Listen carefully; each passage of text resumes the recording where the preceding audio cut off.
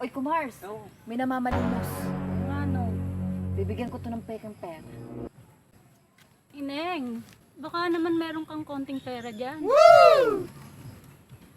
Oo, eto po. Ineng, salamat. Ang dami naman ito. Para sa inyo po talaga yan, Lola. Parang peke naman to, Ineng, pero okay lang. Kahit peke, ang importante, nagbigay ka. Gagantimpalaan kita, Ineng. At dahil napaka-peke, Ineng, ng puso mo, bibigyan kita ng peking anting-anting. Tanggapin mo, oh. Isuot mo, Ineng. Lola, hindi po kasya sa ulo ko. Hindi, ang laki kasi, Ineng, ng ulo mo. Makakatulong, Ineng, sa'yo yan. Pag nagkaroon ka ng peking kaaway, pag binaril ka ng peking baril, hindi ka tatamaan ng peking bala. Kumaya ka sa peking loto, mananalo ka ng peking pera.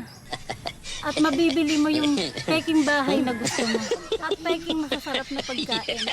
Bakit naman po puro peke? At dahil peking tao ka, iyan ang nababagay sa iyo, Ineng. Diyan ka na.